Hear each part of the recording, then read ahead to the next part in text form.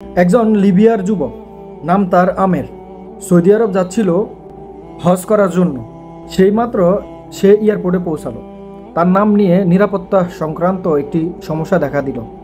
নিরাপত্তা বাহিনী তাকে বলল, একটু অপেক্ষা করো, আমরা সমস্যাটি সমাধান করতে। এই সময় অন্য সব হাজিরা তাদের প্রক্রিয়া শেষ করে প্লেনে উঠে পড়ল, আর প্লেনের দরজা বন্ধ হয়ে গেল। কিছুক্ষণ পর সমস্যা ঠিক হয়, কিন্তু পাইলট দরজা খুলতে রাজি হলো না। প্লেন চলতে শুরু করলো। আমিরকে ফেলে রেখে উড়ে গেল।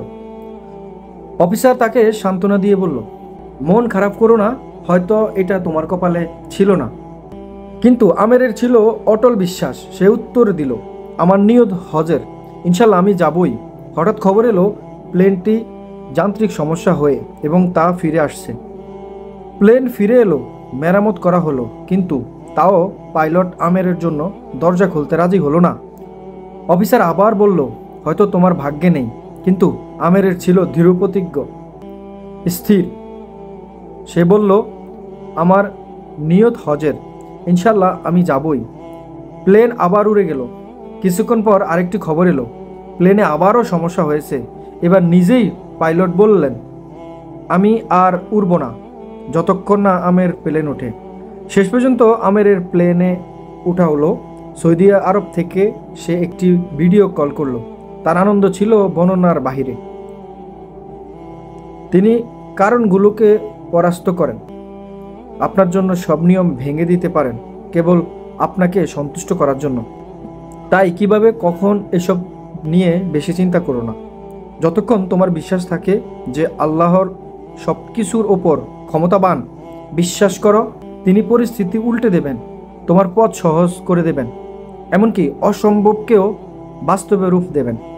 শর্ত একটাই, নিয়ম হোক পবিত্র আর ঈমান হোক অটল। আল্লাহ সুবহানাহু ওয়া তাআলা যখন কাউকে কবুল করেন, আর আল্লাহর প্রতি যার দৃঢ় বিশ্বাস আছেন যে আল্লাহ সুবহানাহু ওয়া তাআলা কখনোই তাকে নিরাশ করবেন না, সেই জায়গা থেকে যখন একজন মানুষ আল্লাহর উপর ভরসা করে তিনি তার সর্বোচ্চটা চেষ্টা করেন আল্লাহ সুবহানাহু ওয়া তাআলাকে সন্তুষ্ট করার জন্য, দেখুন কয়জনের ভাগ্যে হজ কবুল হয়, কয়জন সেই ভাগ্যবান ব্যক্তি যারা হজ করতে পারে, আল্লাহর ঘরটা দেখে যেতে পারে। তবে দেখুন আমেরের ছিল অটল বিশ্বাস। তিনি আল্লাহকে সন্তুষ্ট করার জন্য হজের নিয়ত করেছেন, আর অবশেষে তিনি সেটা করার জন্য তার যে একটা মনোবল, যে একটা প্রচেষ্টা ছিল মনের ভিতর, সেটা তিনি চালিয়ে গেলেন। দিন শেষে কি হলো? দিন শেষে আমরা আলহামদুলিল্লাহ আমরা সুসংবাদ পেলাম, আল্লাহর পক্ষ থেকে তিনি কবুল করেছেন তাকে, আর শেষ পর্যন্ত তিনি সেখানে গিয়ে পৌঁছালেন। আলহামদুলিল্লাহ। আল্লাহ সুবহানাহু ওয়া তাআলা এইভাবে যে সমস্ত হাজিগণ পবিত্র হজে এসেছেন পালন করার জন্য, সৌদি আরবে আসছেন হজ করার জন্য, আল্লাহ সুবহানাহু ওয়া তাআলা যেন সবার হজটা কবুল করে নেয়। সেই সাথে আল্লাহ সুবহানাহু ওয়া তাআলা যেন তাদের সকলের গুনাহগুলো মাফ করে দেন। দর্শক, আপনারাও তাদের জন্য দোয়া করবেন। ভালো থাকবেন, সুস্থ থাকবেন।